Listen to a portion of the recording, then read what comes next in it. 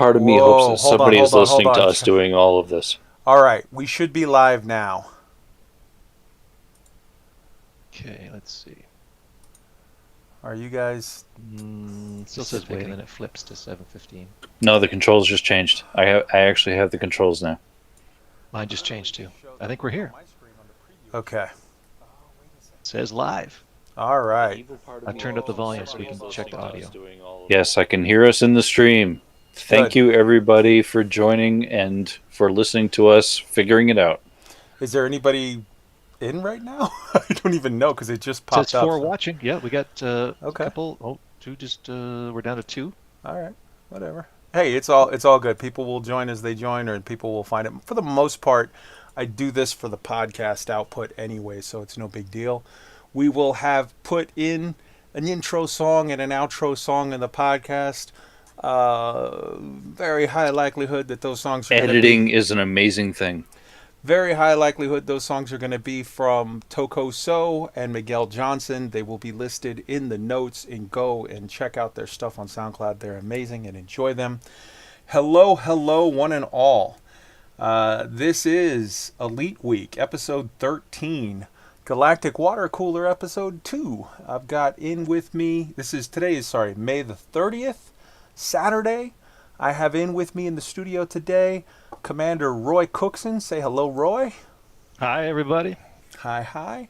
And we have Commander Fee also with us. Hello, everyone. Greatest of good evenings. Yes, yes. All right. So just double check real quick for me because I don't want to. The sound is good. It's still coming in good. It's not like it went for 5 seconds and then dumped. I can hear myself and you and everybody else. Beautiful. 5 by 5. All right. We have got a packed show today. Today, as I said, is Saturday, and oh my God, has there been some stuff going on. So let's start with SpaceX and the NASA launch, Dragon, Falcon 9 Heavy, yada, Not yada, heavy. yada. It has been a day, man, huh? Thank God it worked. Yes, yes. Everybody had fingers and toes and every other appendage crossed, and it worked. Everything worked. Everything did what it was supposed to do, which is like, whew, that's good news. We were just talking about this before we started the show, and I made the point.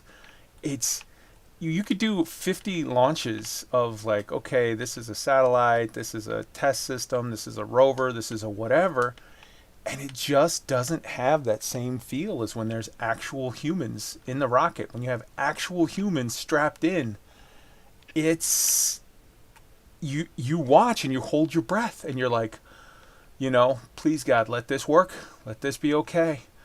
And yeah. Absolutely. So let's start with Roy. Roy, tell me all of everything, your experience with this and your thoughts from today and all of that, and then we'll bring in Fee and go over and yeah. Well, okay. I mean, like, I suspect, I know both of you, and I suspect most of our audience has. I've watched hours and hours of, over my life, historical footage of the space program, and I watched a lot of shuttle launches and landings, including the 2 tragedies, and several of the previous SpaceX launches. And to be honest, I was, watching a lot of the previous SpaceX launches, the one where they landed the 2 boosters at once. That was freaking awesome.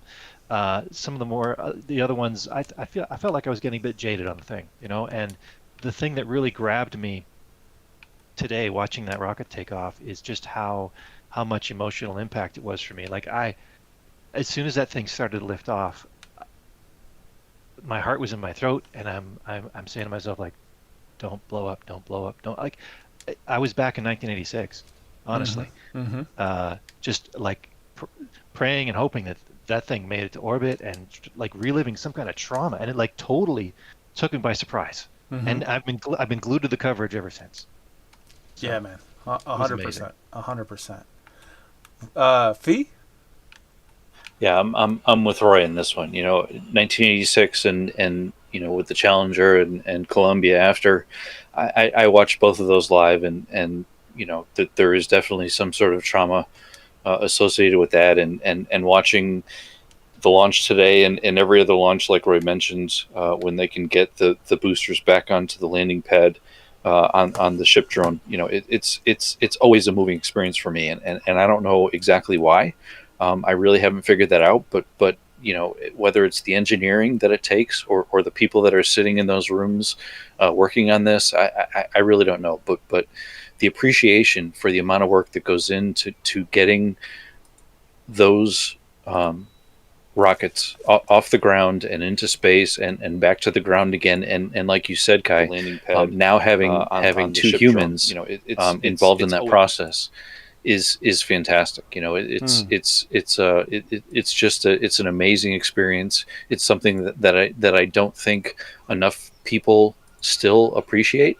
And I think we need to appreciate that because, again, from an engineering perspective, there is an unbelievable amount of work that takes to get that kind of thing to be successful. And unfortunately, we have to learn from our mistakes. And those mistakes, again, we've had to experience as a group. And I just think that seeing what happened today at 3:33 Eastern time was unbelievable, and I will continue to be emotionally moved by those events when they happen. Yeah, man, 100%. And we were talking earlier, and you made a statement, and I get it. I completely get it, where you were like, man, this is a great day for America, and this, that, and the other. And I get your expression, and I definitely get that it was a thing that, we heard a lot today. There was a lot of like, rah, rah, this is a great day for America. There was a lot of that today in the coverage. And I made a comment to you that, to me, it sort of wrangled a little bit. I bristled a little bit at it because, and don't get me wrong, I'm not like some flower power hippie, like, yeah, man, blah, blah. Like, I am on Team America on Earth. But in space, man, fuck the flags. Fuck the borders. We need to be on Team People. We need to not litter the solar system and other solar systems that we venture into in the next couple hundred years with flags, man. We need to be Team People. We need to take care of each other. When you look at this, it's like Elon Musk is, some dude that's, from elsewhere. A ton of the guys that were in the control room, you see, a Chinese dude, an Indian dude, an African dude, a Swedish dude, a British dude, and then right next to guys from, Iowa and Ohio and, Alabama and whatever. And it's like, in space, I'm just done with the nationalistic bullshit. We have to all come together, and we have to be on Team People, or we're fucked. Because if we don't, we're just going to repeat all of sort of the problems that we encountered over the last couple of centuries, and I'm just. I'm with you. I'm with you, man. We got to go Team Roddenberry. Yeah, man. One of the astronauts on the panels was commenting on an experience that they all share when they get into orbit, where they. He said the strength of being on the International Space Station is the diversity of it, but beyond that, which that's good, but that's words. And what he was describing is more of an emotional, psychological, almost like a switch that gets flipped, where they get into orbit and they look back on the planet and they have this sort of experience where they realize this thing's and anybody who's been, exploring an elite can appreciate this. This thing's a mote of dust in the middle of a bazillion miles of nothing, and Yes. we're fighting over nothing here. You can't see any of that from space. There's no borders. There's us trying to live on this mote of dust. And I guess the only thing I would look forward to is the more people you can get into space, the more people are going to have that experience. So it may not be so much about convincing people of it. It'll happen. You get them in space, and it will happen. There's a thing that happens when they get in space and they look back at the planet. I mean, I hope so, man, because the fact of the matter is like, if you believe in God, then this earth is a miracle. If you don't believe in God, if you just believe in, science, or if you just believe in, the universe or Gaia or whatever the hell it is you believe in, this this everyone, please, if you haven't seen it, go Google it. Pause the podcast right now. Go Google it. Go look on YouTube and go to YouTube and just put in Carl Sagan pale blue dot. And it's not. This is not going to be an hour of your life. This is like a 3-minute, 4-minute, whatever little spoken word piece. It's almost like a poem or whatever, where he talks about this pale blue dot, where everyone that you've ever known has lived on this pale blue dot, and it was a piece that he did that accompanied footage from Voyager that they sent back, that at the time it still is, because it's continuing to travel farther and farther out, but at the time it was literally the farthest from our Earth that we had ever been. And well, if you want an elite tie-in, the pilot did. Yes, he did a pale blue dot. It was the same. It was the same. Homage. Yeah, no, it was the same. It was the exact same words. He just did it. You can listen to it with some elite imagery in the background too. Just throwing that out there. Yeah, listen to them both, because the pilots is amazing, but there's with all due respect, you can't beat Carl Sagan's, because Carl Sagan's, it literally gives you the where the pale blue dot concept came from, because they had it was footage. I think it had just rounded Saturn.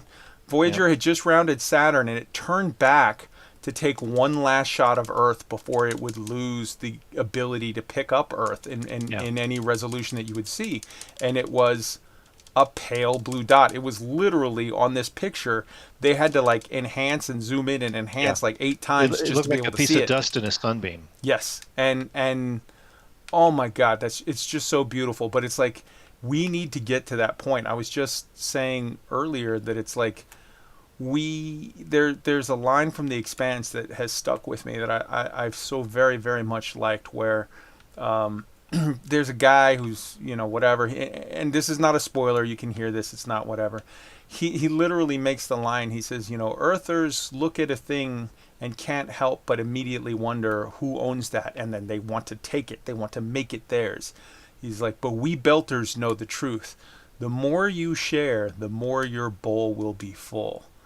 And while I'm not a hippie flower power type dude in general, when it comes to space, I really feel that way, of like, we have to be in it for all of us. I feel that in order for us to not make the mistakes we've made in the past, in order for us to make meaningful progress in a journey, today has to be looked at as a triumph for Africa, as a triumph for South America, as a triumph for New Zealand and everywhere, not just a triumph for America. All of these things have to be. We have to get on the mindset of team people and stop with this petty bullshit already when it comes to space. Yeah, I think, Kai, what you're saying, and really, if you think about it within the context of space and the planet Earth, is the country of the United States of America, or the country of Canada, or the country of Bulgaria, or the country of whatever, doesn't amount for shit when you step outside of the atmosphere of the planet Earth, because nobody gives a shit about that. So at that point, we really just have to be, and now my brain has immediately gone to that scene in Independence Day, where everybody has put aside their petty nationalistic ideals, and they're all working together to get rid of the alien scourge from planet Earth. I mean, that's really what you're talking about. You are being the president from Independence Day, and basically saying we need to put aside all of this and unite. And that's really what matters here is once you get outside of the atmosphere and you are in space, and Earth is nothing but a pale blue dot, it does, none of that matters anymore. All that matters is we as a human race, Homo sapiens, or whatever you want to call us, are working together to really just I don't want to say define our presence, but basically just establish that we are this thing that has come. We are these monkeys that have come off of this Earth-like world, and we are now exploring the entire universe, and here we are, and we are no different than anybody else that's out there, and this is what we've done. We have now gotten to the point as a race where we can now, as monkeys, get off the planet and now explore the solar system, and perhaps the entire universe beyond, as that unified race. Yeah, and it's so funny because part of all of this experience of today of watching all of the coverage of the NASA SpaceX launch was juxtaposed over yesterday and today of the experience of me watching Space Force, which just dropped on Netflix the other day. The Steve Carell, John Malkovich, there's, what is it, Jason Yang, or Jimmy Yang rather. So many great people are in that. Lisa Kudrow and the kid, the daughter. I've seen her in other stuff. I don't know, but like everybody in that is just great, and I love Putty as the commandant of the Marine Corps. He is amazing. Yeah, there's a lot of big names in that. Yeah, for sure. But it's funny because I really feel like the whole point of Space Force, part of it is we're going to give you cheap laughs, we're going to give you comedy, haha, have fun with it. It's The Office in space. But part of it, I really think, is aimed at what we were just saying of like, man, we need to ditch this petty shit and like get on the idea of team people, because like I really think they were making the point with that it's like, yeah, we need to leave that behind. That needs to be a relic of the past, and we need to embrace each other, embrace humanity, and move forward in the right spirit. And so if you have not seen it yet, all of you elite heads out there, I know you got access to Netflix somehow, some way. You got your brother's cousin, whatever. Get out there and check it out, because it's fucking hilarious, man. What you guys thoughts on Space Force? I know you guys are all watching it. You're in the middle of it. Oh, Yeah, we're about 4 episodes in. I should say, sorry. Let me say this real carefully, because I was careful, and I know you guys will as well, but I don't want anybody to be like, I'm not listening. Like, we're not going to say any spoilers, man. We're not. This isn't about that. We're just generally talking. Go for it. I would say it was uncanny. I just started watching it this week. I've only watched a couple episodes, but it was uncanny how some of the things that unfolded were tracking with the real life scrub and then launched this weekend. And the other thing that kind of occurred to me was I think one of many reasons why the launch today was so amazing is we could really use some positive information right now. Good news. Yeah. And the thing that in a parallel universe kind of way, it's like when I was watching Space Force, I was almost getting sort of the same feelies from that, even though it was not real, and I could see where that show may have started out as a comedy, but at the same time, it's digging into some things that are really unpacking some stuff for people that have been waiting for space exploration to happen. And so it's an interesting, I don't know, I just found myself really going back and forth watching that show between like, wow, that's hilarious, and like, guys, kind of dusty in here, isn't it? Like it was interesting. I mean, I'm totally watching that. It's I think it's well written, and I don't know, I've seen some bad reviews and stuff. I don't think they're getting the point, but it's for someone who I was born right about the time when the Apollo missions sort of stopped happening, and I can remember growing up and going past all these anniversaries of, well, it's been 10 years since we've been to the moon, 20 years, 30 years, 40 years, coming up on 50, and I mean, maybe just to harken back to tie these two together, the previous conversation. I mean, I was today I was almost thinking to myself after watching all these speeches and watching especially Elon talk about humanity becoming a multiplanetary species. I kind of caught myself thinking like, is is, is this really happening now? I mean I don't mean the launch. I mean like this whole thing of we've been so focused as a other things. Yeah, we put the ISS up and we've done missions to it, but we certainly didn't vigor we had Mm. in the 60s around space exploration. Is this actually the, and you've, alluded to these other, in the previous conversation, we had all these other missions coming up to Mars, right? Are we actually now on the front edge of this whole thing picking up again? Like, can I permit myself to be hopeful about that? Was kind of how I was thinking. And Space Force in a weird kind of way was touching on those same themes. Like, are we actually doing this now? That would be awesome. I've been you know jaded about this whole thing for the past 30 years, and getting my fulfillment in that space through space games. Are we actually doing this now? That would be awesome. Yeah, man. 100%. I think we are. I think we are coming off of a very severe stutter step that has put us out of the game for a long while, and I think we are now at the point where yes, I think we're this is the moment where we regain our footing, and from here on I feel like it's going to be a fairly steady, you know, progression. We're going, and of course we're going to have challenges. Of course we're going to have failures. We're going to have tragedies. We're going to have amazing successes. We're going to have new shit that is awesome and horrible that we didn't even know to think about now. All of that's coming, but we have to keep moving forward because it's just, it just has to happen. So There's going to be space bugs.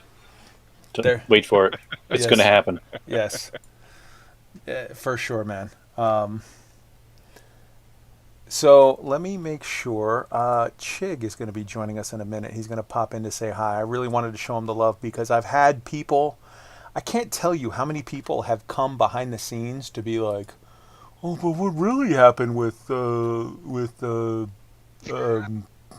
loose screws?" And oh, you must hate Chig because he replaced you. Let me let you guys in on a little secret. Chig came to me when he was offered the gig to fill that chair in loose screws, and he said flat out, "Your friendship means a lot to me, and I'm not going to do it if this is going to be a problem." And I told Yeah. him the real truth, like, because I don't talk to people about everything. What's private doesn't need to be aired. But I told him 100% top to bottom what happened, what went down, and then I said, "Man, you need to be aware of this, and this. But if it's for the purpose of me like saying, oh, I have a problem with this, or I'm awesome with it, or I like it, I don't like it, whatever, dude, I 100% endorse. Like, I think you'd be great. I think it would be amazing, and so you should definitely do it if you want to do it." And so yeah, but I just want to, when he pops over, I want to pull him in here and just show the love for a minute and Yeah, have him but if join he's us. just going to talk about, Cheese. cheese, then, I mean, we can only tolerate so much of that. We'll tell him No, there's I a can. cheese moratorium. I can totally corroborate that guy. He was sharing the same thing with some of us in one of the Discord channels. Yeah, man. I think it was a little while ago. So yeah, And I mean that with 100% love. It, yeah. it, I like cheese. Chick- yeah, I love cheese. Unfortunately, I have a cholesterol problem, and I can't love cheese as much as I'd like to. That's cool. That's cool. So yeah, I mean, Kai, going back to the original topic of conversation, SpaceX and now Space Force, there is an uncanny parallel there. I think tying the two together and seeing reality versus fiction, and seeing the commonalities there is refreshing. I think those of us that have watched a few episodes of Space Force and now seeing what has happened today with SpaceX getting Dragon and Falcon up into space and back down again, it's it's good to see. I don't want to call it a unified front, but it's good to see something else to think about and something else for us all to stand behind. That is not this COVID-19 bullshit that we've been dealing with for a couple months now. Mm-hmm. Let's see. Here. Wow. Okay. I just got a message with a tweet from Canon. I'm going to retweet this. Retweet with the comment. Yeah, just saw you drag it on there. What's this? Yeah, I'm seeing you share something on the screen. Yeah, no, what you got going on? Yeah, no, I meant to. That wasn't by accident. Let's see. I'm just going to retweet this with a heart. Did I say it wrong? Did I spell it wrong? Oh my God! Tell me I didn't just spell it wrong. Did the autocorrect just correct it to Canon with the one N? Oh Jesus! Notifications. Hold on, I got to see my tweet. I will kill that tweet if the autocorrect misspelled Canon. That is not good. How does I suck at tweeting? Home. If I click on me, there you go. It'll bring up. Oh Jesus! Edit. I have to kill that. Yeah, makes sense. Yeah. Let's see. Retweet with comment.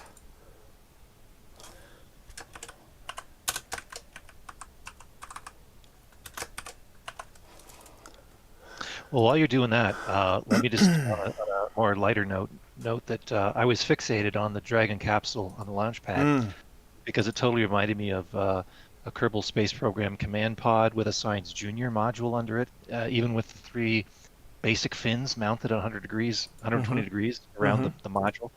I mean, like, I could not. That was stuck in my mind. Like, oh my God, this is Kerbal Space Program.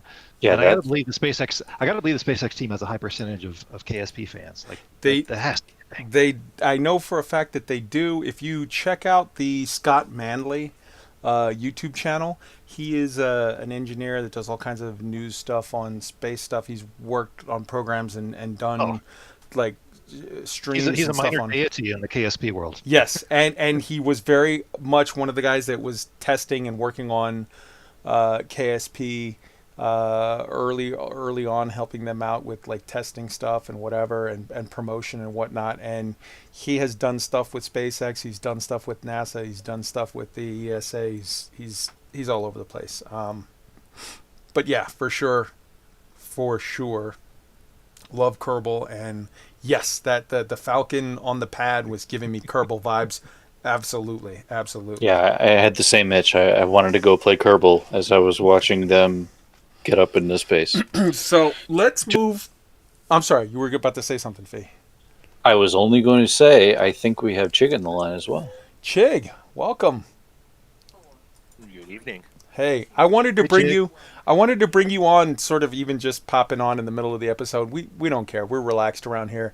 I told the guys, I was like, look, I've had so many people contact me and be like, hey, what's the real scoop on Loose Screws? And you must hate Chig or blah, blah, blah, all this stuff. And I'm like, dude, I love Chig. Chig is one of my absolute good friends in Elite. And yeah, so I wanted to have you on to say, number one, congratulations. You are killing it over there at Loose Screws. I just heard your episode from the other day, from Thursday. And, man, good stuff. It was good stuff. And just, I don't know, have you on and just join us and shoot the shit. We're going to just talk about whatever, relaxed. Works for me. I promise I won't talk about cheese or space sex too much. So we've already been talking about cheese, Chick. We've already been talking about cheese more than the other thing. It's all good. It's all good. And you can talk about SpaceX or whatever you want. It's all good. Yeah, no. If you got the questions about the whole, are you and Kai friends? Blah blah. Everything's fine. I wouldn't have gone on Loose Screws without Kai's blessing, and I'm happy to be doing it. And I'm not trying to replace anybody, and what you've got going on with Elite Week and everything else, all exciting stuff going on right now, especially with the Project X and the wheel turning and all that stuff. Shut up. You totally 100% outshine that scrub that had the seat before you. Don't even worry about it. So, Shit. let's get into the good stuff. The next thing on the agenda is the phenomenal David Braben interview from Thursday, man. Thursday morning. That was like, wait, was it Thursday or was it Wednesday? I forget. I'm blanking now, but literally right as it happened, I put it up. I threw it up in the channel. I promoted it. I went around telling people, you know, that it's like, dude, check this out. It's weird. It's almost like someone was. I know that this is the kind of thing that was scheduled months in advance by PR people, but it's like someone was listening to us, Roy and Fee. We were just saying in the week before in the episode, like, we need some David Braben FaceTime. We need him being excited about Elite and talking about stuff. And while this conversation, this interview, wasn't about Elite per se, it was about the greater workings of the company and whatever. Elite was discussed at several points. Oh, yeah. There were some nuggets in there. And it was just so great just to see him. And he was so relaxed. He was in his house. He was wearing like a Hawaiian type shirt, like understated colors, but one of those, light, shirts. You could see he had his window cracked open, and he was just relaxed and speaking so well, and it was just, you see his face light up with stuff he was really excited to talk about, and it's like, I want that guy, man. I want some FaceTime with him on Elite, on the new stuff, right? What'd you guys think of it? My first takeaway from the whole thing was, and I think I mentioned this in your Discord, was what he mentioned in the development process and what it takes to put a game together. Really harkened back to my own personal experiences as an artist and understanding what it means when you get a product to the point where it needs to be done and where it needs to be published and where it needs to get in front of your audience, where it needs to be finished. As back before I was a computer nerd, I was a painter and an artist overall, and really what he was speaking to was exactly that. You need to get to the point with your product where it's done, and you need to push it out to your audience, and you need to allow them to enjoy it. And listening to him throughout that entire interview talk about the importance of development and the importance of the development process was huge for me, and it was good to hear that from somebody at his level. Mm-hmm. In my personal life, I work for a very large organization, and to hear somebody like David Braben talk about something that is so very important at a lower level, at a development level, Mm-hmm. as being like one of the key critical pieces of success. Being that development process was huge for me. Right on. Roy? When I first heard about this interview, my first impression was honestly, oh God, he's going to talk about software publishing. How dry is that going to be, right? Like, but then I went and watched it, and yes, that definitely worth a watch. It harkened back to it reminded me of all the videos I'd watched of him through the Kickstarter days, right? Like he is a very personable, whether he or others believe it or not, he's a very personable speaker. And I keyed in on a few things he brought up. I mean, when he was talking about developers versus publishers, I mean, the key phrase he brought up was, it has to be your baby. Like if there was any concern that he has forgotten that Elite is his baby, like, no, Elite is his. I was watching it through that filter, like, what is he going to say that's actually going to telegraph something about this? And I thought it was really fascinating, just like Fee was saying, some of the insight he gave as to how important it is for a publisher to understand developers and have lived through the experience, which is really what they're bringing as a third-party publisher. Is they've been in the trench and they understand what it's like to be at the front line of developing and the kind of challenges you have.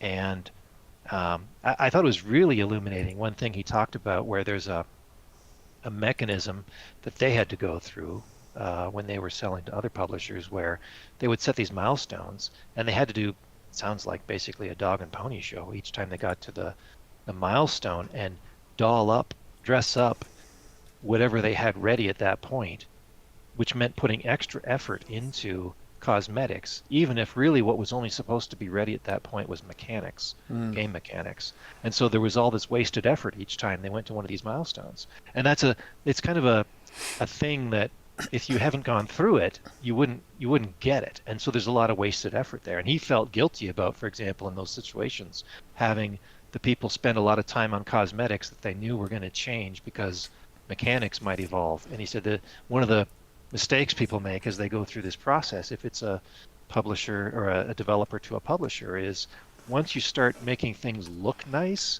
there's less incentive to tweak things that need to be tweaked. You're It's married like to it. You're afraid that Right. you're going to get rid of an asset that you spent time making look good. Yeah, that really resonated with me. He actually said that from his viewpoint, the best projects he's worked on are the ones where they specifically left it looking sort of like a work in progress, because they said flat out, we don't want to make it pretty until it's done, and then because we're not married to anything. At that point, we're agile and flexible and can cut anything if it works out better some other way.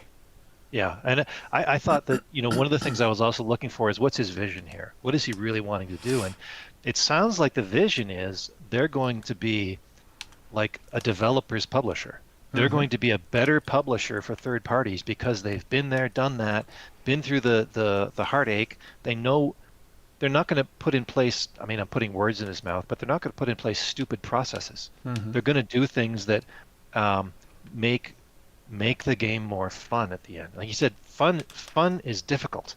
And I love that he talked about that really at the end of the day, this is about making something that is fun for people to do. It's not just generating it's not just a money-making business or whatever. This is about creating things that it's your baby. He said they want to make games that are remembered fondly far into the future. Like, how awesome is that? Like, there's actually a short list of games that I think have done that, and everybody has their list, right, of games that they would play over and over again because it was just so well done. And I love that they're bringing that to this space. Absolutely. And I tell you, he said he made that comment specifically about like not being able to ditch something even if it looks good. And I can tell you from experience, there's a lot of people that said specifically, "Oh my God, those tender ships look so awesome on the fleet carrier concept," and they were very, very pretty, but they ditched them to make way for a better mechanic system of having more freedom that you could do multiple things with your ship. Yeah, that's a great point. And now I fully expect, as my talk with Bruce sort of referred to, we'll get those tender ships. It might be 6 months from now. It might be a year or two from now. There's going to be some project. There's going to be something, and they're going to use that art asset because they made them look really good. But they were not married to a pretty graphic to the extent that they compromised on the better gameplay. Fee, you had a point you were about to make that I cut you off. Yeah, I was just, my thought process was based on David's experience in the space, right? Going back to the 80s, right? And the fact that he's been with us the whole time. And so, I'm thinking about the comment that he made in the interview about more modern free-to-play games and progress meters and those types of things where they've taken the fun out of it and they've kind of made the gaming model not as enjoyable as it should be, and how he is not necessarily, he doesn't appreciate that, he doesn't like it, and thinking about the way that we used to game in the 80s and those types of things, and the fact that he doesn't want to impose the same kind of models that other free-to-play games or game to win, or however you want to say it, models for playing the game happen today. He wants to keep the fun in the game, right? Like you guys have just been saying, is making sure that fun is part of it and making sure that people enjoy the game. I appreciate that, and whether it's Elite or a Zoo Tycoon or what have you, I think it's important that somebody like David Braben remembers that if they want their products to be successful and popular. Well, let's examine that for just a minute and unpack that just a little bit more, Fee, because you make an excellent point. There has been for a little while in Elite this sort of, excuse me, but I gotta say it what it is. I gotta call it what it is. There has been this bullshit meme of like, and plenty of content creators have used it. Plenty of people that are just, trying to serve up a shit sandwich have used it, where they're like, oh, Elite's going to be pay to win. Buy arcs, buy arcs, buy arcs. Oh, we're going to set it to where, when fleet carriers first dropped in day one of beta one, and, their let's be honest, their shit was fucked up. And it needed to be tweaked and fixed and whatever. And they did. But what a lot of people were saying is they're going to leave it like that, and then they're going to say, oh, you need tritium, buy arcs for tritium. Oh, you need this, buy arcs, whatever. They made it very, very clear that since last September when Elite brought in arcs, they've made it clear that it's like they think that at any given moment the switch is going to flip, and this game is going to become pay to win, where you need to buy arcs in order to do anything, and yada yada yada. And the fact of the matter is when David Braben, and this wasn't a situation of somebody asked him and he had to respond, he on his own raised the subject and said, there's so many of these games now, these free-to-play games that are on this model. And when he said the model of being unfun, he went into more detail than what you just sort of quoted. He said specifically they're unfun because they sort of force you to pay money to get a token to like unlock another, more movement or another hour of play or another 2 attacks or another whatever.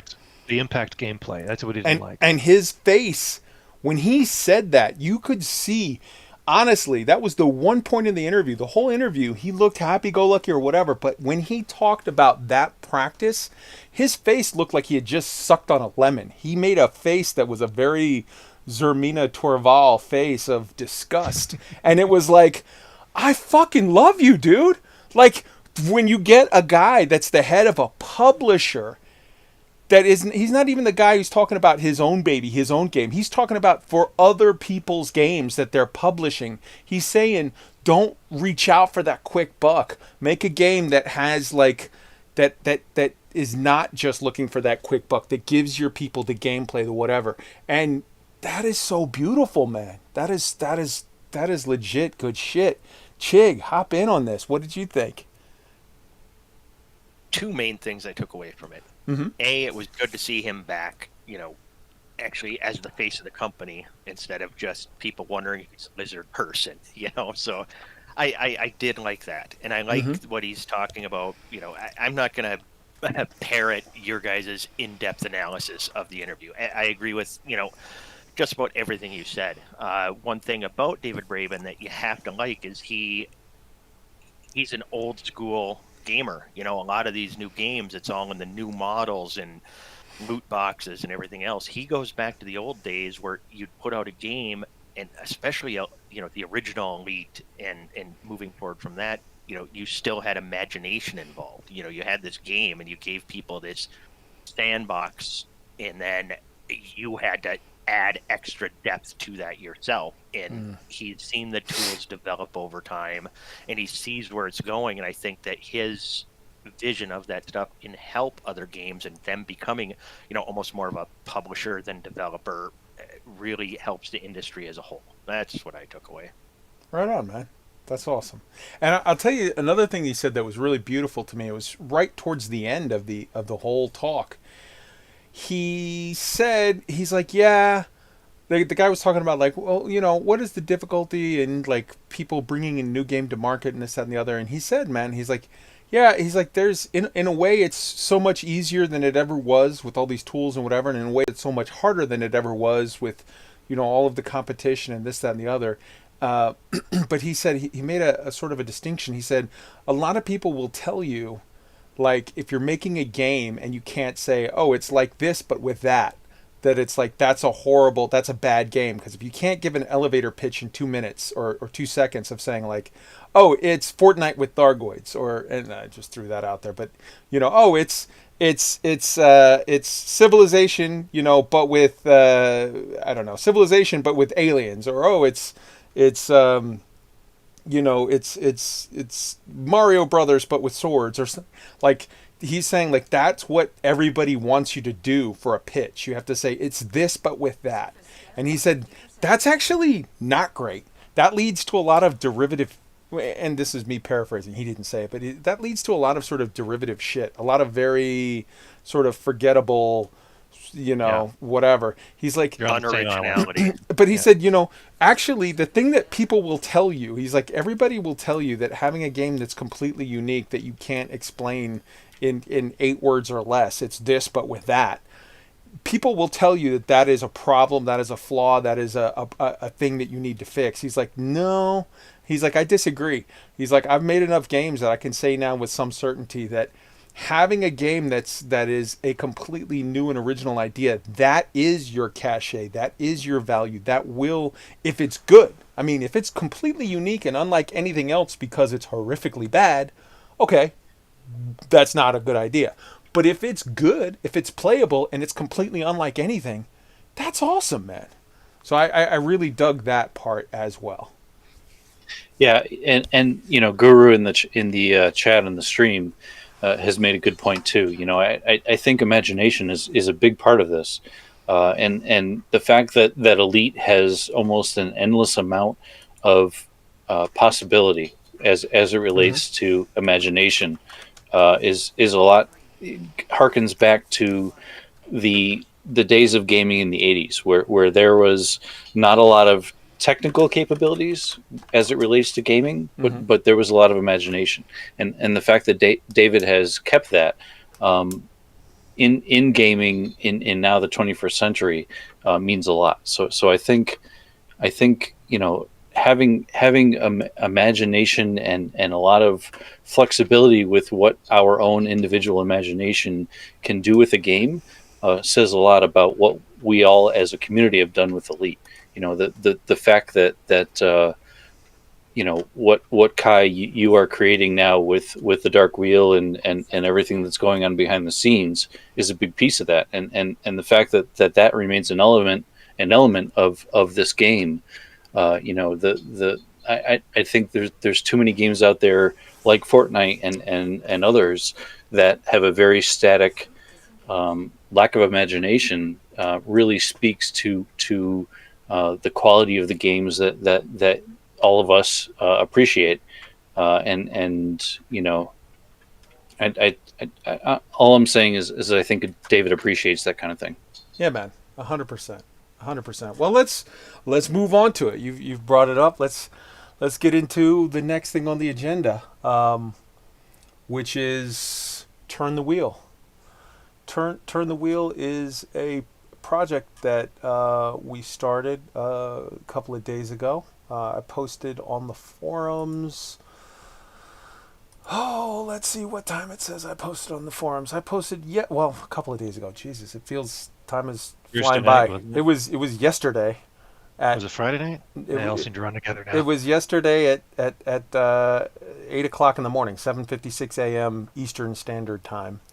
I posted a little post on the forums called "Turning the Wheel," and I'm just going to do the in-universe sort of intro, and then we're going to paraphrase the rest of it. But in-universe, my fellow commanders, it is with a heavy heart that I must come before you today to put an end to the lies and corruption within the Pilots Federation. This once venerable institution has been infiltrated and subjugated by a nefarious group of elites known only as the Club. For years, the Club has, through its manipulation of the Pilots Federation, kept down all good independent commanders in general and the Dark Wheel in particular, in their efforts to keep us from the many truths, including the location of Raxla, that they may continue to exploit its riches while we are kept wandering in the darkness. There still remain good men and women in the Pilots Federation who will not be a party to this nefarious plot and who have, at great personal risk, smuggled information out to us that brought this cabal to the light of day. Commander Gambit, who has risked everything for this cause, will forever be remembered as a hero of the people. No longer shall we accept this injustice. We, the Coalition of Seekers, stand up today and say clearly and in one voice, no more. We shall gather under the banner of the Dark Wheel, whom you have kept isolated and subjugated, and shall carry these seekers of truth across the galaxy to bring them to their proper place and assist their quest to find the answers to the greatest mysteries of this century. We will not be denied. We will not be stopped. We will prevail. So say we all. So, all right. Amen. Here, here. So that's a little. It's whatever. It's corny. I know. But it's in universe. It's a lore thing. It's whatever. So what is this idea? What is turning the wheel? What is the concept? So in the 1984 Elite Dangerous game, Elite game. It was just Elite at that point. In the 1984 game, there was a booklet that came with it called The Dark Wheel, written by Robert Halstock. And in that booklet, that little 26-page booklet, pamphlet, whatever you want to call it, he sort of writes the story of this young guy, Alex Rider. It's mostly about Alex Rider, but it starts off in the first page or two. It's him and his dad, and his dad is taking him out on like one of his first actual goes as a pilot, as a courier delivering, as a hauler delivering, stuff from point A to point B to sell it. That's the family business, and the kid is a young playboy. He's a jock. He's into like surfing on the planet that he's from, and he's he has fun with his friends and whatever, but he's coming to like the end of high school and it's time to settle down and apprentice into a job and whatever. And dad is like, I'm going to bring you along the family business. And then they get attacked and some stuff ends up happening. And I'm not going to really spoil it because everyone should really read it, but that's just the sort of premise. Some stuff ends up happening and you find out eventually about this group called the Dark Wheel. And they are seeking Raxxla. They are treasure seekers and treasure hunters and truth seekers and whatever you want to call it. And their members are being murdered by this evil group that is like hiding the location of Raxxla and exploiting it for themselves. It was an unnamed group. And so that's all I'm going to say about the original novella, because people should really go read it for themselves. It'll literally take you less than, it'll take you 20 minutes. Go check it out. It's good. But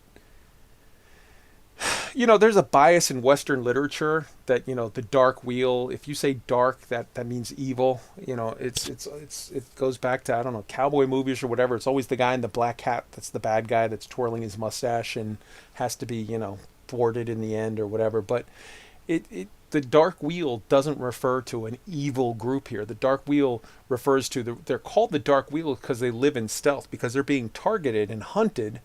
They literally live in a station, a hidden space station that orbits the 8th moon of a gas giant.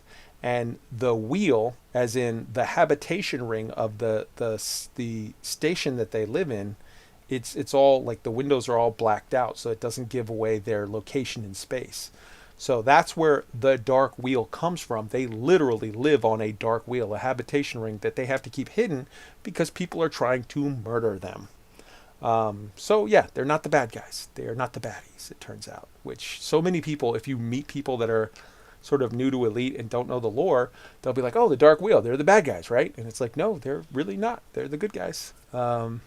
So yeah, so that's sort of the lore of that, and they exist in a couple of systems. They exist in Shinrarta Dezhra, the Founders system, and they exist in LFT 926, and they have for some time.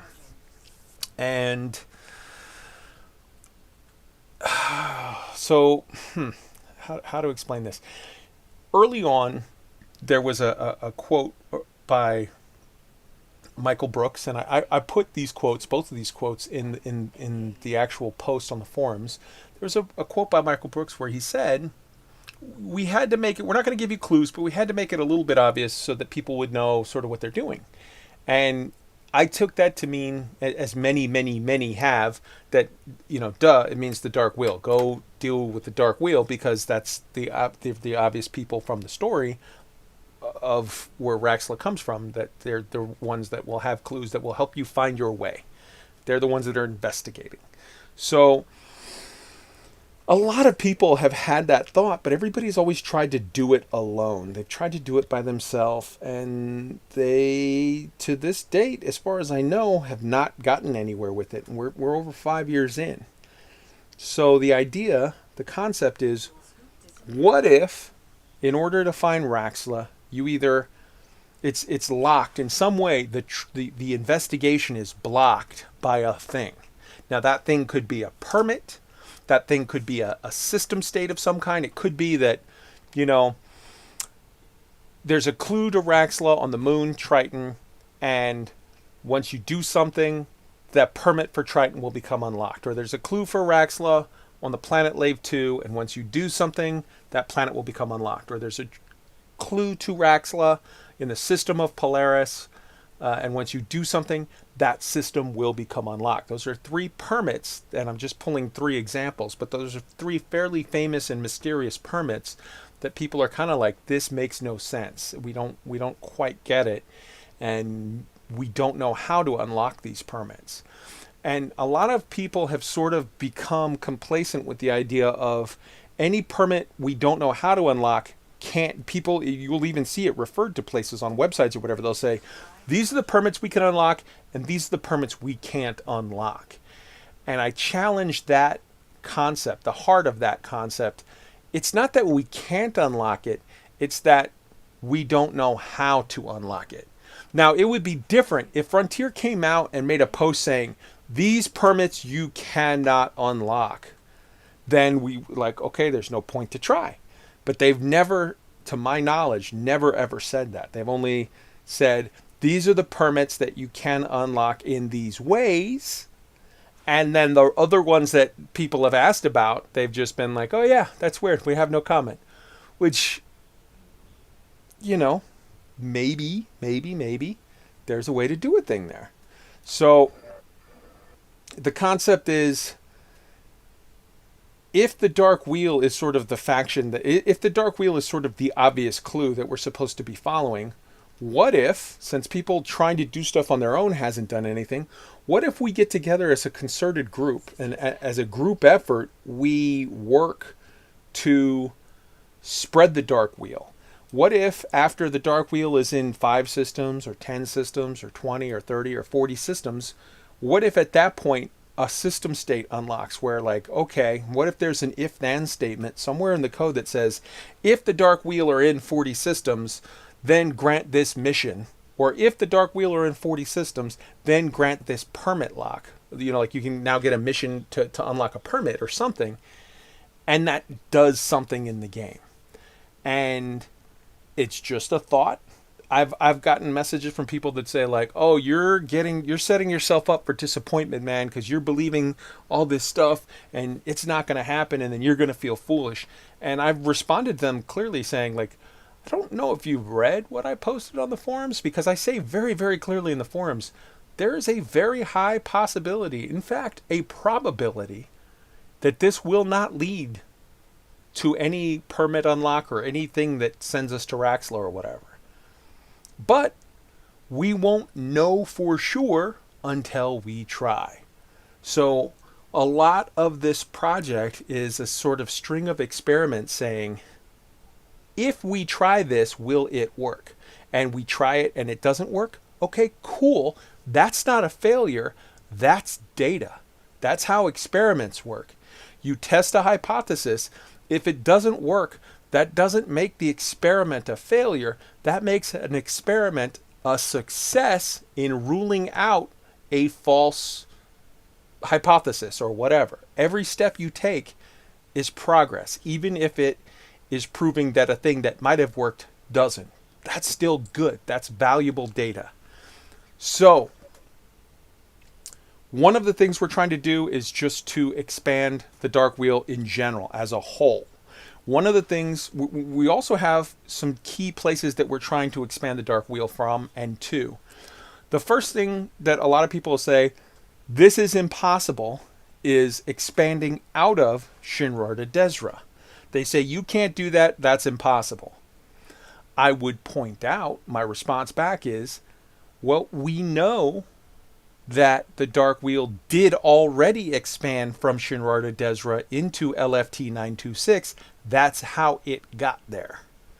So it's possible that between then and now, something has changed to lock it so that we can no longer expand it from Shinrarta. That's possible. Or it's also possible that no one's done it since then, since it already happened, because it's kind of a pain in the balls. So we're taking it upon ourselves, and people have already made the comment to me today in Discord like, hey man, it would be easier and more efficient to work it from LFT 926. And I know that. We know that. We've stated that already. We know that expanding it from LFT 926 would be the more efficient first move. But we're trying to test an experiment, a hypothesis of, can we expand it from Shinrarta again, as it already has been? If we can, if that is a success, then we will start off the very first step of this by already disproving the critics who say you can't do any of this. Because maybe they're right and we can't do this, but until we test each of the things, we won't know what we can and can't do. Does that make sense to you guys?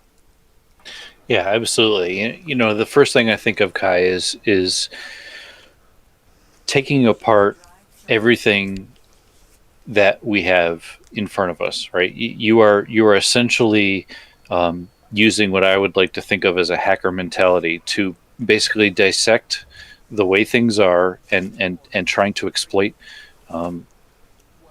those things that to now find a way to discover something that perhaps isn't something that should be obvious. And that's what we're working on, right? We're trying to discover Raxla and the existence of Raxla where it may not necessarily be completely obvious. And so what you have done and what we are all doing now as a community is working together to force or impose the influence of a faction that should be able to now create a trigger or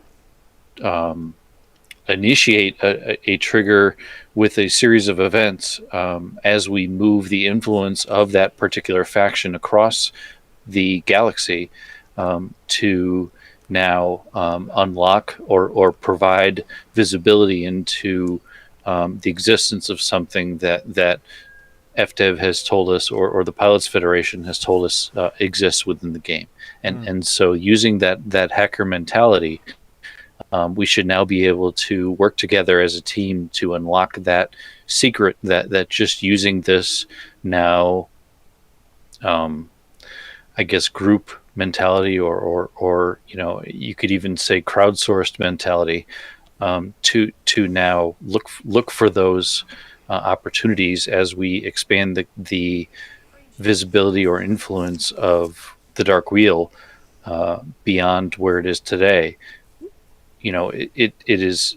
We're hoping that those if then statements are going to come out of that, and I think it's fantastic that the amount of participation that you've got out of this community is stepping up to help work to see if that's possible is amazing, and just it's going to be amazing to see where it goes from there. I see three main benefits to this plan. I agree with everything you just said, Fee, and I see three main benefits to this beyond whether or not we actually find Raxla or get into Sol. There's three main benefits beyond that even. And one is, first off, the timing feels really good on this, right? Mm-hmm. We've New Era has been delayed. We're months away from that. Mm-hmm. Drew Wagar is in the midst of his lure tour, which is gaining incredible steam, and I think creating a renaissance of interest in this. It is, and so, let me hop in real quick on this second point, and then we'll let you do the third point. I actually talked to Drew just the other day on this, and he was super, super excited. I shared with him the idea. He was super excited, and then he went on the forum and he posted that he wants to take part in this. He's super excited about it, yada yada yada, and like he's like, ooh, this is exactly what would be great to follow up my lore tour. So, yeah, I'm sorry. And the third thing you were talking about? Well, actually, that was the first thing. It was part of the first thing is about the timing. But the next two, one was what you've defined is a BHAG, BHAG, a big, hairy, audacious goal. And things like that, whether it's in a game or in a business or any other aspect of life, they provide focus, purpose. It helps in a game setting. I think it helps prevent burnout. I think it's going to be fun. I think it's going to be all kinds of fun. It's gonna shake things up. It's gonna focus efforts. There's going to be all kinds of stuff that was ossified that suddenly comes back to life because of this effort. And in particular, the third point is I think this is going to be awesome for updating, consolidating, whatever, the latest BGS info. Like Mori Port with loose screws and winning back Mori Port and trying to dive into all the BGS info that's out there. The biggest challenge actually is that there's been so much written about BGS that isn't really specific to what era in which it applies to. Era meaning revisions of the game since it was launched. It's very difficult to understand what is obsolete and what is actually still effective. Now you combine that with a flood of players having come in since the beginning of the year and more coming in since fleet carriers. I think BGS could be in for a renaissance if you can provide some kind of a focus that's going to kind of flush out all this stuff. You're going to get all kinds of people coming out of the woodwork and saying, oh, well, you thought this worked this way. Actually, it works this way. Because a lot of these guides haven't been updated in a long time. Some of them more recent than others, but it's really confusing. And this can actually, I think, really enrich BGS in general. Yeah, man. It could, hopefully. Fingers crossed. And so See, I'll come in. Go ahead. I'll come in just 2 points instead of 3. You guys have covered so many of the topics that I'll keep it as brief as possible, being that I'm just a guest, kind of trying to be quiet in the background. It's all but good. what I like is 2 things. Like was just mentioned. Figuring out the BGS. It's eliminating fact from fiction. You have so many people saying, "Oh, this can't happen. It's blah blah blah," but nobody has definitive reasons as to why it is. Somebody told them at one point that it's not possible, or in some cases, people have made a concerted effort, but never a group this large trying to do it. So we really can eliminate fact from fiction here and get those definitive guides on how the BGS works. And who knows what's going to happen, because the Dark Wheel, as you said, is so deeply ingrained in the lore. We don't know when that faction goes elsewhere, what that could cause. Yeah, for all we know. I'm sorry, go ahead. Just the second point I was going to pop in is the bigger point of this, I think, and what I think is the key point of this is getting FDev's attention, that people are interested in this and seeing if they have something hidden in the game, great, that we're going to discover.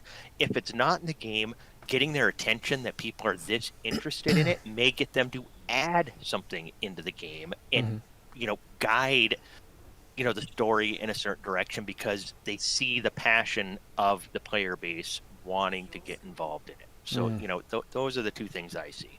Yeah, man, 100%, Chig, 100%. And so, with regard to some of the questions, some of the things that people are saying, like, you can't do this, some of it is just they're sheeple. They've heard it and they're parroting back. Some of it is they're taking their direct things that they've seen for themselves and applying it to something that's not entirely analogous. And here's what I mean. Let's say, you're in Loose Screws Squadron and you fight for Loose Screws faction.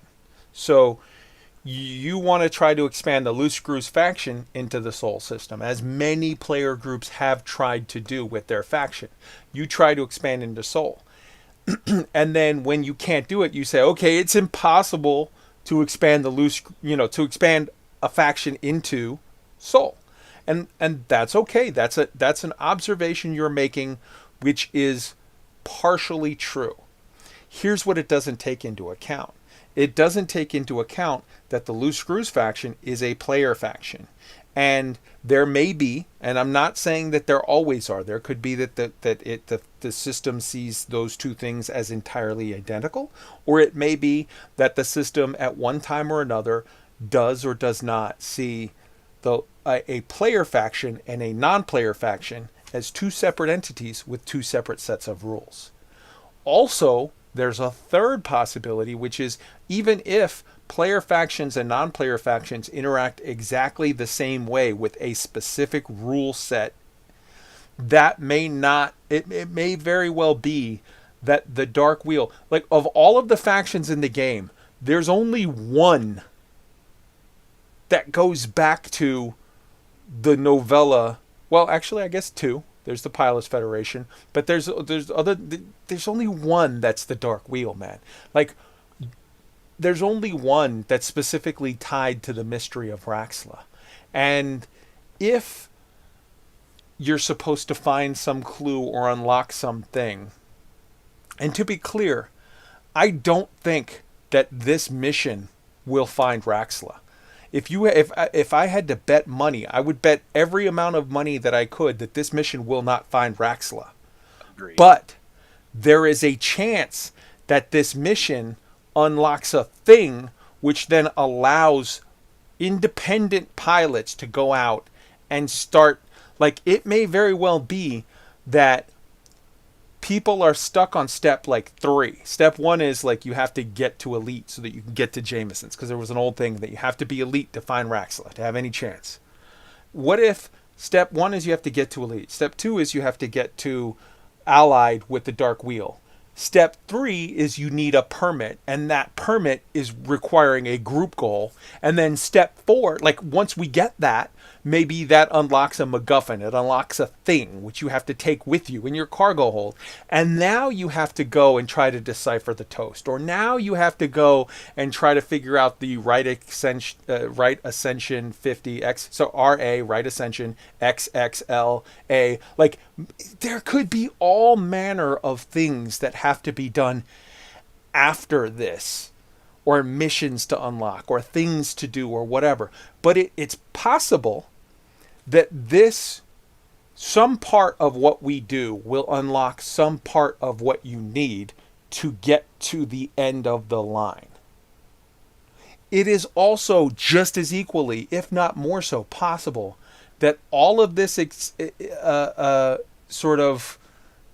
all of this experimenting will lead to absolutely nothing other than A, we prove that they don't work, which is still, again, possible, and 2, that it sort of shows Frontier, hey man, we need to get back on the ball with this. These guys really, really want this. You know, like, these guys are really, really, really ready for this content. So the big goal was expand the Dark Wheel a lot. The secondary, the littler goals were, 1, see if you can expand from Shinrarta. 2, see if getting it like 2 soul does anything. As far as, when I say 2 soul, I mean connect it within 10 light years of soul. So if we can get to a system that then connects, like, you're 10 light years away from soul, maybe at that point you've now sort of closed a circuit, and now the Dark Wheel in the system that you're in, or the Dark Wheel in Shinrarta, will now offer a clue or a quest or a permit or a something. A secondary addition to that sort of phase 1, is to see if it will go into soul. Like, it might. Who knows? Because, yes, other people have tried to move into soul and have been told no. But A, they're player factions. To my knowledge, people have not tried it with non-player factions. Although somebody mentioned that they tried it with a group earlier today, and I'm trying to get a hold of more data on that. But I know that group was not the Dark Wheel. And there's a chance. There's only 6 factions in Soul System. There is a hole. There is a 7th faction that's supposed to be there that's not there. And why? Maybe they're waiting for the Dark Wheel. And maybe so again, So, because people have told me, like, dude, you're going to be so bummed. It's not going to go into Sol. That's not the goal. The goal is to get it to Sol, see if that does anything, collect data. Try to expand it into Sol. If we try to expand it into Sol and it fails, I will be happy because we have collected data. We have marked off one of the possibilities that we are attempting to check. Okay? If it moves into Sol, I will be ecstatic because now not only do we get data, but we got like an actual, maybe a lead. That would be great. Whatever. But if it works or if it doesn't work, it's still data. It's still experiments that we're trying. I don't want anyone to follow along on this journey and they're betting the house on it and then they're going to be devastated if it doesn't happen, man. Because it's just a thing to check. So that's sort of that phase. Then we're going to expand towards Lave. And you know, maybe when we get to Sol, maybe the permit for Triton unlocks, or maybe something happens. That would be awesome. We're going towards Lave. You know, maybe when we get there, you know, Lave 2 unlocks or something, or some other clue, something. Then we're going to sort of head towards Robigo, because that's the closest system to Polaris. We're going to head in that direction and see, again, just see what happens. And the big thing to keep in mind here is this is not, I've said it already like 3 times, so I'm going to say it again. This is not about we know that this will work. This is just, hey, I've got an idea. I think it sounds kind of cool. Let's see, you know, if it does something. And so many people, so many groups have been so supportive. It's just really been interesting because everyone that I've explained this to have said like, ooh, that sounds cool. And so I posted this on the forums yesterday at 8 o'clock in the morning. It has, as of now is 10:30 Eastern Standard Time. So it's a day and a half later. It's got 38, 39, 44. It's got like 41 thumbs up on the original post. And it's got 5 pages of sort of commentary of people like, hey, this is interesting. Hey, it's not going to work because of this. Hey, that part will work maybe because of this, but that part won't because of that. Oh, this looks cool. But by and large, there are definitely people that are like, I don't think this will work because of that, or this might not work because of that. In which case, like, and I'm not disputing that. I am not arguing with them. I am saying, you're right, it might not work because of this. Let's test it. But for the people that have said something along those lines, there's way, by an order of magnitude, more people that have responded in the sense of like, this looks cool, I want to try, I'm in, I'm gonna whatever. The groups that have so far pledged their support have been, it's just been a massive group of people, from the AXI, the Hull Seals, the Hand, the Burr Pit, Commander Platers, group, Down to Earth Astronomy's group, Lave Radio, Guard Frequency Podcast, my group, Elite Week, the Galactic Archive, Newton's Gambit, the OPI, the Independent Raxla Hunters, the Tianisla Historical Society, Contrail, the Post-Disaster Evacuation Service, East India Trading Company, the Loose Screws Podcast, Commander Scorpius, Turjan Starstone and Starstone Enterprises, the Hammers of Slough, the Dark Wheel Squadron, Sagittarius Eye Magazine, the United Systems Cooperative, the Lave Radio Navy, Recall Inc., and there have been more since I posted this. We've also got, I said the Hull Seals already, right? Yes, I did. I said the Hull Seals. Operation Ida sent me their thing and said they're in today. Let's see here, under mission overview. Who else was it? Operation Ida, the Order of the Dragon. Let's see here, Cross Corporation, the Travelers Association. So many groups are getting involved in this, and in the last day, over 200 people have joined the Discord, and those don't represent sort of 200 people. all of those group, those are like a ton of these are people who are like, I represent this group, and they're taking the information back to their people and they're relaying it. So if you go to the if you go to the Elite Week Discord, you will see at the bottom there is Turning the Wheel, which is a room that was created that has several channels in it.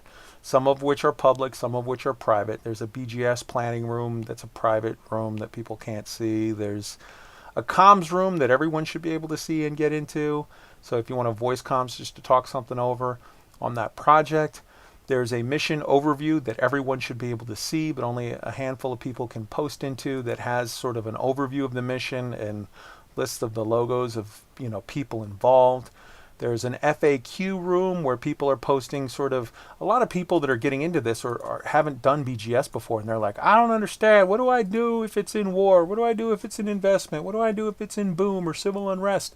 And they'll show you, like, if it's in this state, then we got a chart. If it's in investment, you can do this for effect. If it's in war, you can do that for effect. If it's in election, you can do this for effect. They show you all the different states and how you work them. There's the standing orders channel. The standing orders channel is, this is what we're doing right now. So in the BGS planning room, we're talking 3 or 4 steps ahead. But if you say these are the next 4 steps, you don't want to publicly say that, because number one, there's thousands of variables to all the different things. And what's true right now for what would be step 3 in 3 weeks from now may not be true 3 weeks from now, because of all the things in the background simulation that change. Also, you don't want to say what your move is 3 weeks from now, because somebody might take advantage of that to go and give you a hard time.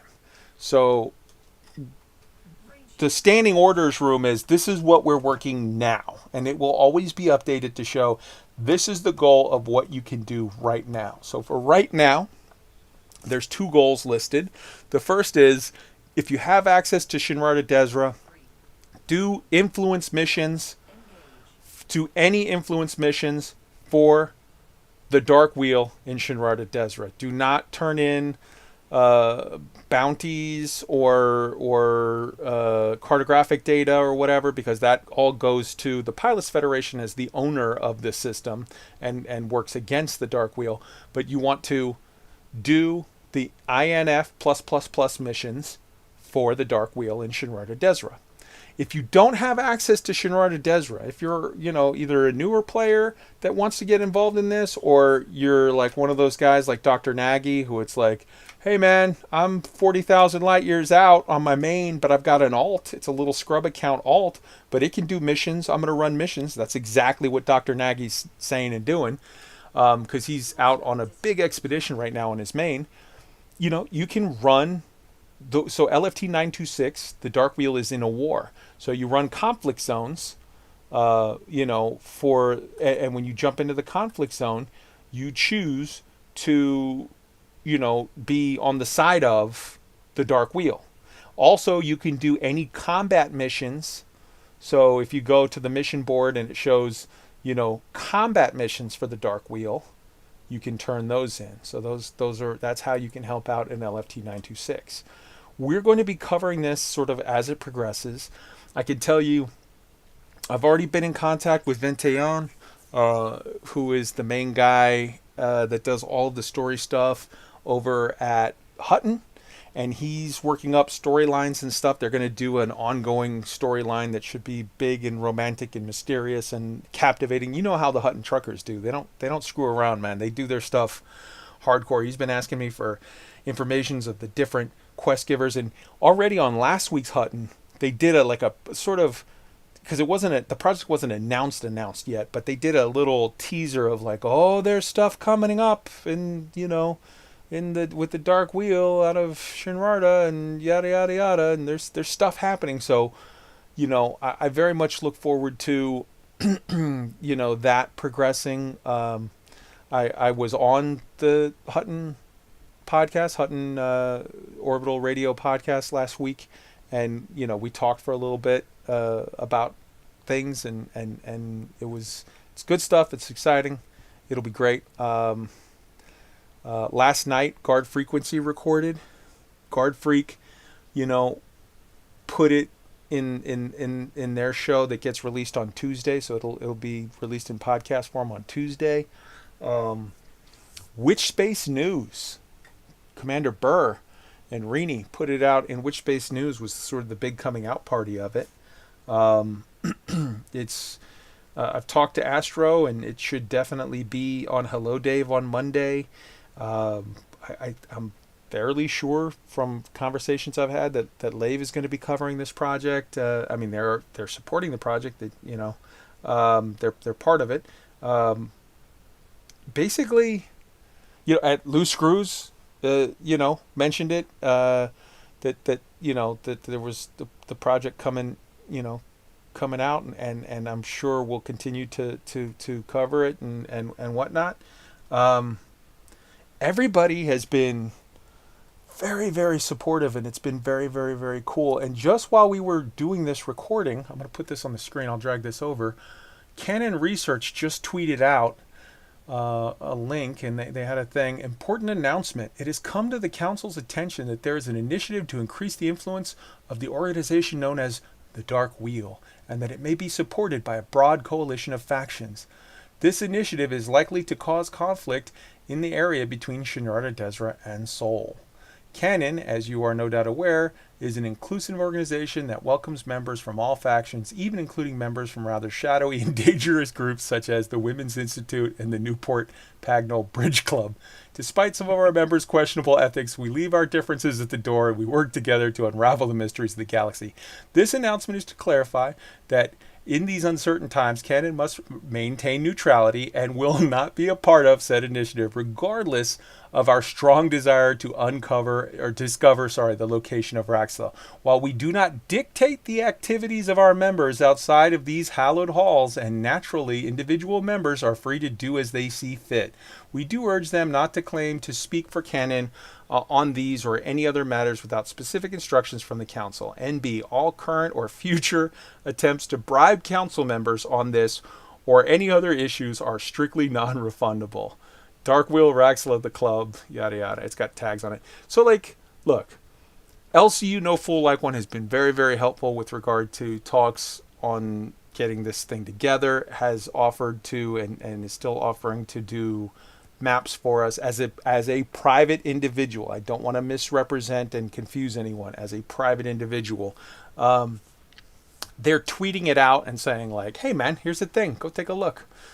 We remain neutral, of course you do, but you're tweeting out my thing, and that's awesome, and I love you, and you guys are great, and thank you so much for helping to expand the news out there. Just the same way that Hutton is putting it on their show, and all these groups are getting involved. Everybody is being super, super cool about spreading the word on this thing, and in a day we've got over 200 more people have joined the Discord, which is crazy. And there's some growing pains. It's getting stuff set up and trying to figure out how we're doing stuff with the FAQ and how we're doing this with that and what we're doing with this and what we're doing with that. And people have, of course, there's 1,000 people join, and everybody wants to sort of have like their decision on how to steer the bus. And it's like, okay, this is what we're doing. These are the steps that are set. And people are like, well, I got another good idea. And it's like, that's cool. This is what we're doing now. So I hope you enjoy it. Get involved. But for all the people that want to join and immediately say, hey, this is an awesome project. I'm part of it. Now that I'm part of it, let's change it. We're going to go do this, this, and this instead. Just to be clear, that's not going to happen. We have stated goals. We have a system of what we're trying to do. I'm not, by me saying this sight unseen, I'm not saying that your idea is bad. I'm saying it's not the idea that we're working on right now. So after we do these and do a big thing and maybe hopefully make something happen, or if it doesn't happen, then okay, whatever, then okay, we can maybe go try your idea. We put it in the hat or start up a thread, and maybe people will be inspired and want to go do that. But right now, I just have to say very clearly, so there's no misunderstanding, because I've said it easily 20 times today. This is the idea we're going with. Your other idea might be awesome. It might be valid. It might be true. and I wish you well with it, but this is what we're doing. All right, everybody's thoughts? One of the things this reminds me of is if we step back and think of this, it's a game, right? Think of it as a game. Think of other games that have major quest lines, say Skyrim, where you have a combination of things you can do that advance the main quest, and then there's side quests. And it feels to me like where Elite has gotten to is because it's such a giant sandbox, we've all gotten immersed in side quests. Mm-hmm. Whether it's our own made-up expedition, or a BGS to do this, that, or the other, or grinding through, ranks to get unlocked ships. But and if all the game is actually programmed to be is a sandbox, then those are totally legit. But if there's even a chance that there's actually something more, then maybe it's time we got back to the main quest line. Yeah. Yeah. But yes. So I definitely don't want to be I don't want to be that guy that's saying, "Stop what you're doing, come do this instead." Like, no, man, whatever. If you're neck deep in your own project and you're having fun with it, do your thing and have fun with it. That is awesome. But there are some people that have a feeling right now like, I'm waiting for something. And I can't tell you, with the fleet carrier stuff over the last little bit, how many times I've heard from people, man, I wish there was something new for non-billionaires. But the billionaires, they got fleet carriers. I don't have a billion. What do I get? This is a thing. It's a thing you can join right now. You don't have to be a billionaire. You could be anybody at any level, and you could come on in and run missions, do stuff, and have fun. And I think that this is the whole goal here. And this is the sort of, if we try like 6 experiments and every last one of them yield 0 result, as far as like, well, we moved them here, didn't do anything. We moved them here, didn't do anything. We moved them there, didn't do anything. We got them above this number, didn't do anything.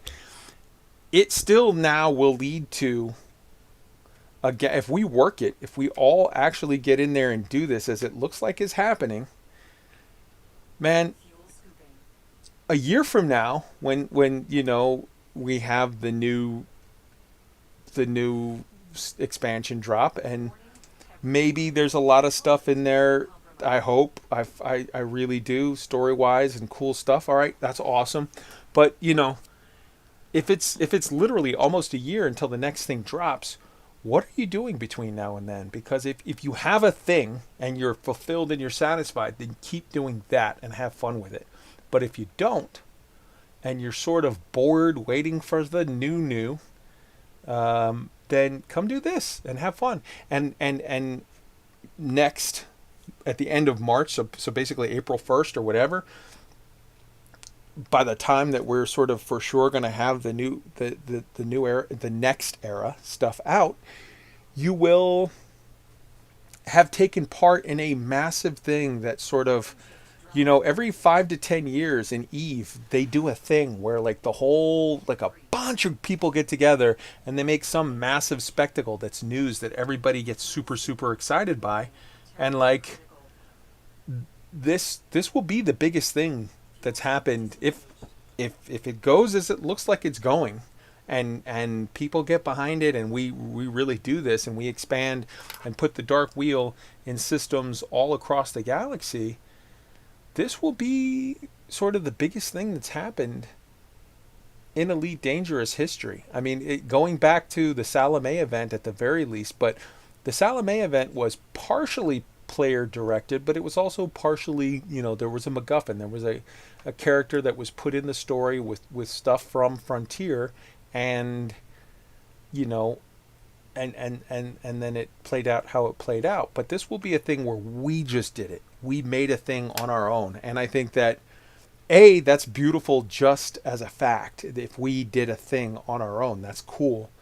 But also, B, I definitely can't help but think that if we move the Dark Wheel to 50 systems and move them to all these key locations and do all this work.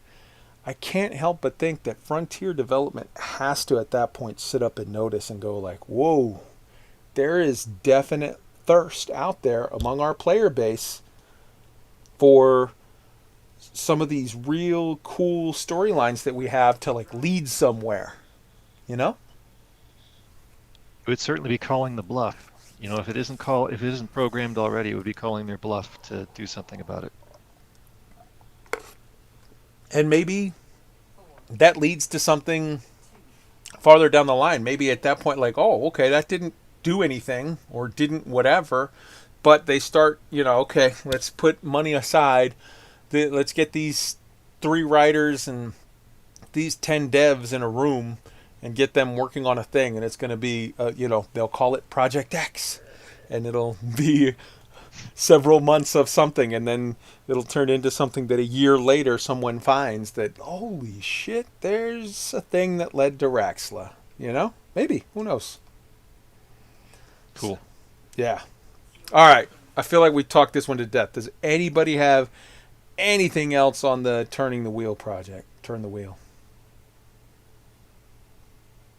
Nope. All right, cool. Nothing from me. So that brings us to the Frontier Carrier competition. They announced this on Friday. It was a good live stream. There were awesome submissions. Steven and Bruce did the readings, and Will was the guy in the booth. He was the DJ. He was the guy that was like typing in the chat and was off screen. And it was his birthday, so happy birthday, Will. Everybody get in. Happy birthday, Happy birthday. Happy birthday. Right on. So Steven and Bruce did some great readings, and there was some great interaction, and there was some questions asked about a certain little project that we just discussed at great length. And yeah, it was good. I thought the videos, all of the stuff was good. Some of the stories were really, really good. Some of the pictures were awesome, whatever. But the videos were amazing. I really, really loved, in particular, I very much loved Spatula 7's. And, with his Elite Dangus special one that he did for fleet carriers. And the mechanic is back, man. Darkhand came back he did a fleet carrier mechanic that was the one that won the great big super bonus prize, the X-52 Pro HOTAS. It was so good, right? I've always felt he was a hidden gem. Like, oh my goodness, I'm so happy he won. Yeah, man. He does such good work. It's how do more people not know about his stuff? Well, there's a lot of people that are sort of new to getting into the greater meta or new to the game altogether, and he's coming off of almost like a year break or whatever. He's coming off of a good break. So go check out his stuff. Go check out the mechanic fleet carrier video, and check out his other stuff as well. You will dig it. Check out his channel and some of the other videos. And man, the Spatula 007 Elite Dangus, he had taken a little break, and he's back. He's been back. He's put out several videos in the last month or two, but he had taken a little break before that, and now he's back. And Elite Dangus, dude, his stuff, you will lose brain cells watching his videos. They're so stupid and so amazingly great and funny and hilarious and just, oh my God, it is when I click on the thing and I see I have a new video, there's a new thing, and it's a new Spatula, Elite Dangus video. I know I'm going to be happy. I'm like, all right, let's click in, let's strap in. This is going to be good shit. And yeah, so go check out both of those channels because they're amazing. And also it wasn't part of the fleet carrier discussion, but let's throw in there Turjan Starstone with his new video. He's got a new video, the Frenemies video that just came out. It just got posted, I think yesterday or today. Yesterday. Yeah. It's so good. Turjan is amazing, and Yeah, I love the whole thing. My favorite bit of the whole video, and I mean the whole video is great. It's awesome. He puts so much work into it. But my favorite bit of the whole video is in the beginning part where Turjana is sitting there, the sister is sitting there, and she's like, whatever. She's talking to somebody in the background. She's got these books on the shelf, and one of the books is the Guardian Kama Sutra, by Ram Ta. Holy shit, dude. It's so good. It's so good. We love your stuff. Everyone go check out Turjan Starstone. Go check out his channel. Check out that video. It is in the Elite Week Discord under promote your thing, and yeah, man, it's super super super good. So go check it out. There's Guys, some very, very good animation assets in Turjan's oh yeah, video. oh yeah, for sure, for sure. What did you think, Fee? No, I really enjoyed it. You know, I was completely oblivious to the entire thing, and I spent some time this afternoon just going through the entire adventure. Mm-hmm. And there's my first impression. There's a lot of boobs. He's definitely a fan of the jiggle. He's a fan of the jiggle. Yeah. Yeah. There's a lot of boobs, but the story, like it made me want to go backwards and really, get some understanding and everything that's going on with this entire thing. But it's playing the game and the fact, and I mentioned this in the Reverb episode that I'll call it, is I've got over 2,000 hours in the game at this point, and I continue to do new things. I continue to learn new things within the game, and within the game itself, I'm also realizing that from a content perspective, the community itself is there's so many people out there that are building content around this game, and that was a perfect example of this entire like fictional interpretation of what can be done with the game, even going back to the mechanic, right? With what he's done in working with the fleet carriers and everything else he's done over the years. It's amazing that everybody with their imagination have taken this game and turned it into this big story that was maybe nothing that David Braben ever imagined would happen. It's just it's refreshing to see with the mechanic and everybody else that we have this endless imagination with these stories that we can tell, and it was great to see all these different interpretations of the story or building the story around the game. Well, look at the richness right there in these three. Compare and contrast these three creators. You've got Spatula 007 that does hilarious stuff, but I mean most of the stuff is focused on it's either looking outward from your standard Elite view. It's looking outward from your own body through the cockpit into space, and then he does a lot of reverse camera shots of the cameras going back on his character, so it's showing his character in the cockpit, and his head moving around and doing awkward stuff or whatever. But like that is very much using, for the vast majority of it, using art assets as far as visual assets from within the game, mixing it with really good music and amazing stuff that he does so well, and that's just a home run.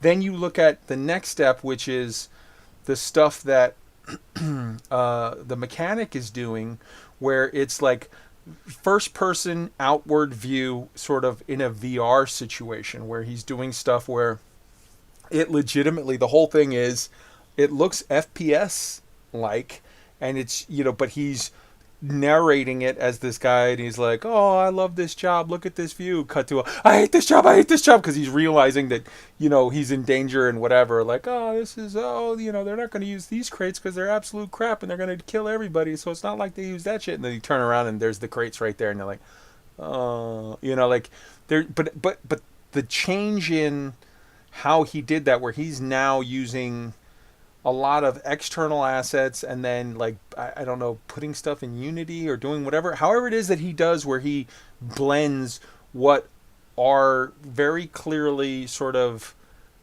image cap or whatever of Elite Dangerous assets, and then marries that with some form of external engine thing he does, where you're getting a first person outward view of like a guy walking around in a VR suit. And then look at what Turjan does, where he's doing stuff that I don't know if he's using Gary's mod or whatever, where it's like it's full on animation of things with complete with, as I think Fee noticed, Assets. the bounce assets. You know, Boobs. so like these are all, these are all cool, different takes, different creative takes on things that are, that are awesome. And there's so much of that in the Elite Dangerous community. Guys, I feel like we covered everything on the agenda. So let's just now, here's what I'm going to do, because I've been talking a whole hell of a lot. I'm going to shut up now and just listen to the three of you guys talk about just some random cool shit, and just take a little bit of chill time on my side. Go for it. I go ahead, Chig. I really got nothing. Everything was covered. You guys talked about everything. Normally, I'd talk about cheese at about this point, so we're just gonna carry on. You talked about boobs a minute ago. That got me distracted, and I wrote down that video instantly because I definitely need to go watch that. I mean, Kai definitely covered a whole lot of ground with what he talked about, and a lot for people to think about. And that the joy of Elite Week is you get a lot of stuff you may or may not have seen or heard about. And I've got another small list going, and I don't know, I have so many Chrome tabs open that I might not have enough RAM. So who's next? Right on. Yeah, I mean, for me, if we talk about everything we talked about tonight, if we start at the SpaceX launch that happened earlier today, and Space Force, and then circling back to everything that's going on with the Dark Wheel, and holy shit, fleet carriers coming out within the next Fleet week carriers, or so. June 9th, yes. I'm sorry. Yeah. How did we not even mention that? Yeah, June 9th. Yeah, Wow. it's super crazy. Like, holy shit, stuff is going on. I think at the core of all of that is a passion that we all have. Kai, your passion for this game, your passion for everything that has to do with getting out into space, and really just an appreciation for that. I think this game is a piece of that, but we've talked about beyond that. We've talked about SpaceX, we've talked about Space Force, we've talked about other pieces of that tonight. I think this game encapsulates a big part of that passion. And I think between myself and you and Roy and Chig, and other people that are in the chat, Greg and Mattias and other people that have joined us tonight. I just think that unified passion for looking above and beyond the constraints that we have as Americans, or constraints as we have as British, or constraints that we have as Russians, or whatever you have. I think that unified passion that we have to look at the universe as something beyond the planet Earth and the borders that we have has been kind of the core takeaway of what we talked about tonight. Yeah, and I really appreciate that, and it's been a good conversation. Thank you. Yeah, it has. I'm looking at the chat myself here, and I'm seeing Greg Davidson was super stoked to get or stoked to get a shout out for OPIX. Hell yeah, man! Tweaked 74 is killing it as part of. He is actually part of the planning committee, the BGS planning committee. So it's Tweaked, it's Flabster from Contrail, it's cryptography from Terra X from Down to Earth Astronomy's group, and there's a couple others that I'm not going to mention because they're trying to keep sort of, they want to be behind the scenes, but yeah, man, OPIX is playing a massive part in this, and we are super super excited because we know that OPIX are some guys that get it done when they go out and go hard on missions and wars and whatever. Like they don't play around, man. They go ham, and so that is that has been very very cool. And I had a very very cool visit the other day, just yesterday afternoon from LSR, from a representative over at LSR who said that they're going to mention it to their pilots. They're kind of on a different situation where, they're just they're going to mention it as like, hey, here's the thing you might want to be involved in, and if you choose to, that's completely cool with us. It's not an official whatever thing of ours, but like, it's very very relaxed. And I told them that's awesome, man. There's nothing wrong with that. We're more than happy and we appreciate it. And while there's so many groups that have already committed and said, hey, we're officially part of this project, there are plenty of other groups like Canon, like LSR that I just mentioned or whatever, that they're like, hey, we're not like set up like this way, or we're whatever, but we're gonna sort of tell our people this is a thing, check it out. If you're interested, go do it. If not, no worries. And like, that's beautiful. I appreciate all of those people. Canon tweeting that out is huge, and then putting it right on their, as one of their big sort of news announcements for their people, whatever. Like, hey, this is a thing.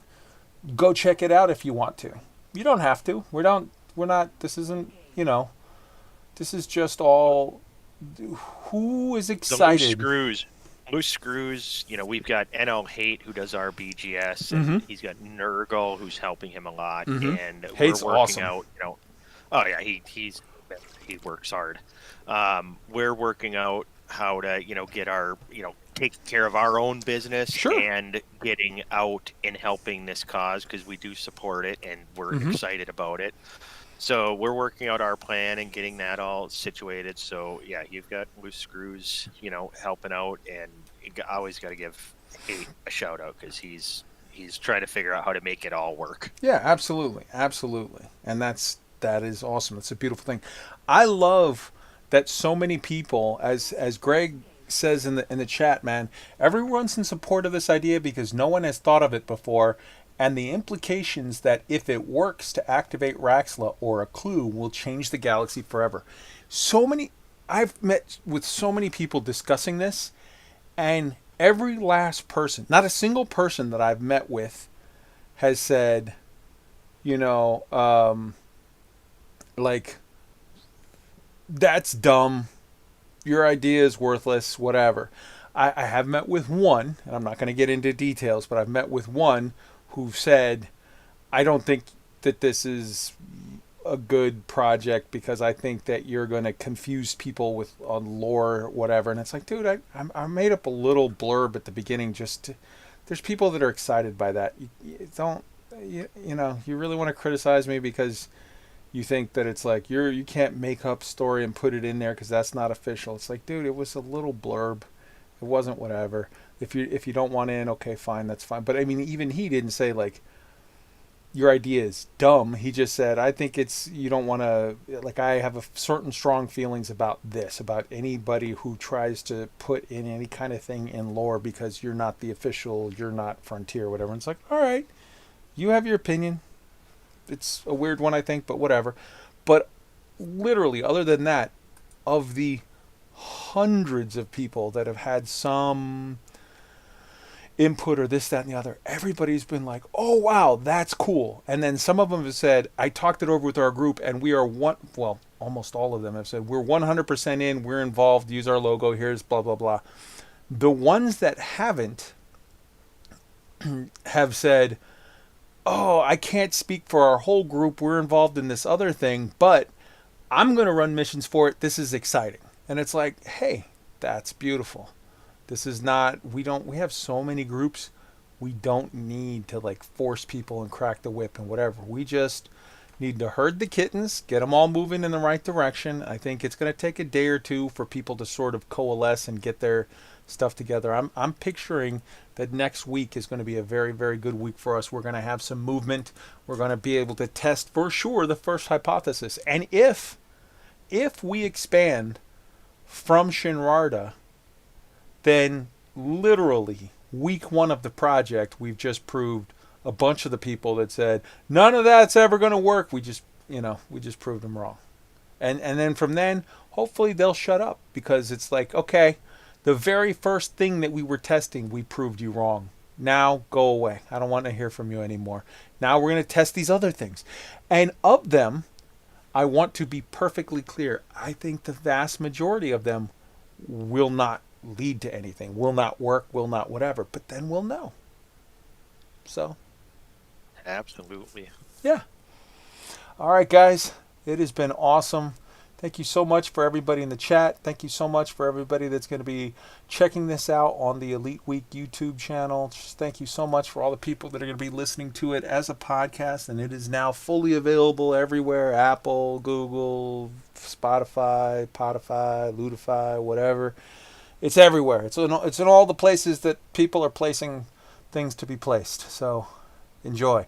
We're going to, for the stream, we're going to just wrap it up here.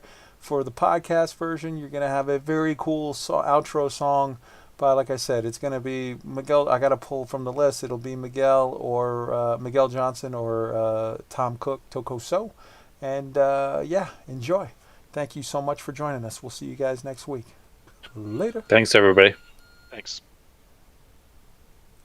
Chig, come on, man. Say something, bro. Adios. Adios. May the cheese be with you. Stay cheesy, everybody. Oh, Jesus fucking Christ. It never stops.